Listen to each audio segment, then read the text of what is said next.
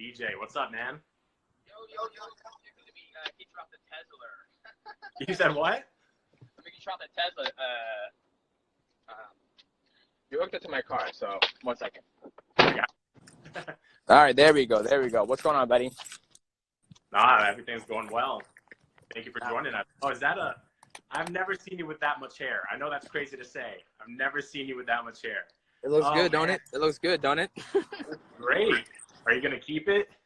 No, I'm shaving it. I'm going to shave it. It looks good, man. It doesn't suit you that poorly. You know, a buddy of mine said that yesterday, too. He goes, dude, you got the perfect, cul-de-sac. Like, I think you should keep it. I was like, nah, dog. I was like, once these stay-home orders get lifted, this hair is going. It's going bye-bye. So how have you been during this crazy time in the world? What have you been up to? I've been good, man. I've been enjoying it. I've been enjoying spending time with the wife and the kids. Obviously, there's no competition going on right now, so I just put, fighting in the back burner in the back of my mind. I always circle back to it, but, I'm more focused on spending time with the kids, the wife, staying healthy, homeschooling the kids, playing video games, and just enjoying the downtime. Yeah, I was going to ask, how's it been homeschooling the kids? It's been fun. Like today, Tyron did some subtraction. His language arts is really good. He's first grade on that. The biggest thing is he'll come with these stories like, okay, it's 5 minus 1. So 5 amulets show up to the hospital and they have 5 patients and 1 patient to go home. So there's 4 patients left at the hospital. The answer is 4. And sometimes he'll get lost in the story itself and actually the problem. Like he'll forget what the problem is. He was like, what's the answer? What was I doing? So how have you been filling your free time? Have you been trying to set any goals while you're in the house? Oh, well, yeah. Goals as in getting stuff done around the house. Absolutely. I pressure wash the whole backyard. I got to go back and touch up a couple things. We are really focused on the homeschooling and just getting stuff done every day. Try to be proactive every single day. Do something productive every day. Right. So obviously you said there's no competition going on right now, one championship.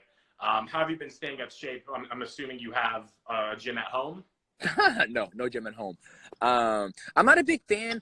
It's funny, we're in the process of building another home and we're like, we got to have some workout equipment at the new house. We have a Peloton bike, but I'm super old school, man. I'm going to do 300 push-ups, maybe 150 pull-ups, and then do about 250 sit-ups, and then we Gucci. That's all we need to do. Then I'll go running. Then I hit every single exercise, every single muscle part of the body. I'm on that Saitama workout. So where are you right now? I see obviously you're outside, but are you outside in your backyard or? I'm just outside in the world somewhere, just enjoying the sunshine. That's it. Chilling. Like it. Cool, man. Well, I want to get your reaction with the news that one championship. Obviously, originally your match against Adriano Moraes was supposed to be April 11th. Then it got moved April 11th. 10th. Yep. And then now it's May 29th, tentatively, right? Yep. Is it weird preparing for a match knowing that it could very well be postponed again? I know it'll get postponed. I'll be shocked if it does, if it goes through May 29th. Only reason why I'm saying that I believe it'll probably get postponed. There's rumors going around right now as of yesterday that the government in Washington State is thinking of pushing stay-home orders all the way to the end of May, which means all restaurants, all gyms, everything needs to be closed up until May, to the end of May. On another note, Singapore just announced that they have 233 more cases of the coronavirus, which is the home base of one championship. So when I take those things into consideration and those factors of me trying to get to Singapore to actually, prepare for the fight and get to evolve and really get myself acclimated, it just seems unlikely that the fight will happen May 29th, which I'm totally content with. I can't control what the government wants to do. I can't control this virus. All I can control is me staying home, keeping the social distancing, and keep my good hygiene. So that's all we can do. You mentioned you're trying to stay in shape and keep in shape. Are there things that you are missing that you're just like, man, this is completely different than when it comes to staying in shape? I mean, yes and no. Like I do miss my gym partners. I do miss hitting pads. I do miss grappling. I miss doing all that stuff. But I've been injured before, so it's almost like an injury downtime where I'm actually not injured. You know, after one of my fights in North America, I actually developed a blood clot where I couldn't work out for 3 months straight. I could work out, but I couldn't do any like physical because if I were to bleed, then they couldn't stop the bleeding. So I was on Xarelto, which is a blood thinner. So I've been here before in my life where it's like, okay, you can't, you know, punch or kick or grapple with anybody for 3 months. So as of right now, it's probably been six weeks. So I've been here before. Like I said, I just missed the gym being open. I miss being able to go out and do things and go to the mall and go to the movies, take the kids out and do stuff. But, you know, it's the only thing we can do. Absolutely. All right. Well, we're here to answer some fan questions. So are you ready to get to those? Because we have quite a few of them rolling in. All right. Let me pull up a few of them. All right. First one. What do you like better, the UFC belt or the One Championship belt? I like the One Championship Grand Prix belt. That's my favorite belt out of all of them. I just like how big it is. I like how different it is. It reminds me of the old Pride Grand Prix belts, just how thick and big it is. Like, it's almost too big to where it's like, damn, like, do you really get all that belt on you or that gold on you? So if I have to be honest, it's probably the Grand Prix belt. And then the Rising belt, the Rising Grand Prix belt that one's pretty huge too. So I just like, you know, it's a huge accomplishment for a person to get to the pinnacle of the sport. And I think why not be able to present them with like a fat belt. Do you still have that belt with you, or does One Championship keep it? Oh, I have that belt. They'll never get it back. That's my belt. It's never leaving the house. It's left the house with me once, but you know, I don't. You know, even when I had all my UFC belts, I still didn't carry them around. And they're like, "Oh, we need you to bring your belt to your press conference." I was like, "No, that's okay. You can bring a belt. You can bring one of them fake belts to the press conference because their things are heavy." Next question. If you could pick anyone to fight in any weight class, open weight, who would it be? I would fight them? Yeah. You know, I think I would fight past or present, or it has to be in the present now. Go for it. Whatever you want. You know, I think I would fight. Oh man. I think this is all respect to my man Khabib Nurmagomedov. I think I would like to fight him just because he's so good about what he does, and he doesn't care about what you bring to the table, and I like that aspect about him. Or even GSP, you know, even John Jones. Those guys are considered amongst the greats in the world. But I think Khabib Nurmagomedov, he's one of the fighters now that gets me, like, when he's about to fight, like, I get up. I'm like, oh, yeah, the Eagles coming to maul somebody. And I think the reason why is because he's so humble. Like, I love humble athletes, and I think how he goes about his day. Like, when they said when he flew out of the country to Russia, and then he was like, you know, if UFC wants to continue without me, go ahead. I don't care. I mean, as long as something can do, I can get out of the country. What do you want me to do? I respect that about him. Like, he's not, like, throwing a big fit about it. So that's yeah, those three athletes would be the fun one, I think. I've seen a few comments so far that people just want you to fight John Jones. Why are they picking on you? They're not picking on me. They said fight. Well, they know I can't fight John Jones. John Jones is one of the GOATs, and he's huge. Next question. Let's see. When will you be in an action movie? Apparently people want you to start acting. Probably never. Who knows? Who knows where my career's going to take me? And who knows what falls in my lap, you know? If I was to do an action movie, I want to do it with Dwayne Johnson. He's amazing. He's an amazing actor. Every day we're watching Moana, which is a, you know, animation of him when he's Maui. But I just think he's a phenomenal person, phenomenal movie star. Israel Adesanya, I think I pronounced that right. Yeah, Izzy. He considers you the pound-for-pound GOAT, greatest of all time. What did you make of that statement coming from Izzy? That's on the front. I'm a big fan of Izzy, not just for his skill set inside, you know, in the cage, but I love how he carries himself. I mean, he does say some things where I'm just like, dude, you can't be saying that stuff. But at the same time, you know, he is who he is. And also that he's a big fan of anime. That's in my wheelhouse, and he is very upfront about him being a nerd. So he got called a nerd. But he's very creative with his way of fighting, and always a big fan of him. How do you feel about Henry Cejudo calling himself Triple C? I love it. I think it's fantastic. I mean, he's a Triple C. I mean, Olympic champion, flyweight champion, bantamweight champion. You can't handle that. That's Triple C. That's a triple champion right there. And the cringe champion. Don't forget about that one. Everybody's upset with him being cringe. I think it's good. I like it. It's funny. I mean, for people out there who don't like it, get used to it. He's been around for a long time. Well, it's funny. There's no going back now, right? Like, you're the cringe champion, and you're always going to be the cringe champion, even if you lose those belts. I mean, he could go back. He'd be like, if he came and goes, hey, guys, I'm just trying to do this for you guys to buy pay-per-view so I can make some extra money. So, to be honest with you, I'm actually just chilling, and I'm just like everybody else. I'm just trying to make some money. Then I think everybody's like, okay, we understand. How do you deal with no weight cutting in one? It's fantastic. I think even if there came a point in time where I had a hard time making 135, then I'll be like, I'm just going 145, because there comes a point in time in an athlete's life, and my opinion is, I've been doing this since I was 18 years old. Obviously me fighting at, flyweight and one championship, the athletes are bigger. I mean, Adrian Race is what, 5'9", 5'10". That's a pretty huge size difference. For me, I'm just like, I think at one point, if I'm tired of coming through, I'm like, you know what? I'm just going to go bantamweight. I'm that kind of weight. I'm going to fight at 140, 141. So, but I like it so far. Have you been watching any Netflix shows? And if so, which ones? I haven't. No Netflix? No Hulu? Nothing? No. Just stick to video games. Video games if I have, this is the blatant honest. So the only thing I watch is every Wednesday, me and the wife sit down and we watch the challenge on the MTV.